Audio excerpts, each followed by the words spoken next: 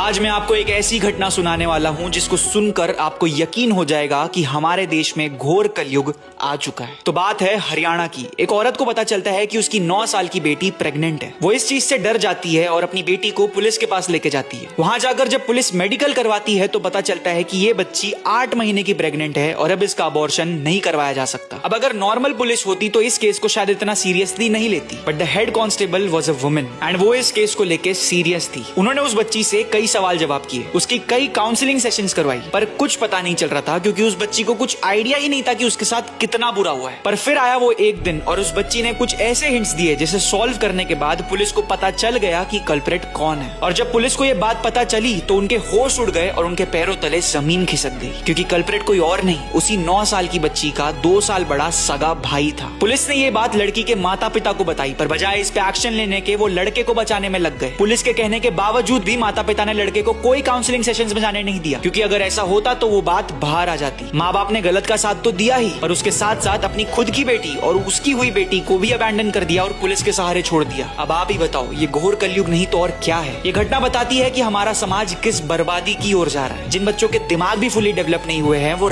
कर रहे हैं। लड़कियों के लिए हमारा देश नर्क बनता जा रहा है। ऐसे तो हमारा देश डाइवर्स है, यहाँ पे तरह तरह के भगवान हैं, पर ऐसी घटनाएं देखने के बाद लगता है कि वो सब यहाँ से कब का चले गए हैं। अब ये हालत ठीक होगी या नहीं इसकी तो गारंटी नहीं है, पर एक चीज के लिए मैं श्योर हूँ कि अब कोई नेता आएगा और इसे एक थियोरी में डालने की कोशिश करेगा। As a new age media platform हमारी कोशिश रहती है कि आपको देश की कड़वी सच्चाई बताए। ये चीज आपको इतने रॉ और अनबायस्ड फॉर्म में और कहीं नहीं मिलेगी। इसीलिए कह रहा हूँ, फॉलो कर दीजिए इंडिया इन लास्ट 24 आवर्स को और अपने देश की कड़वी सच्चाई जानते रहिए।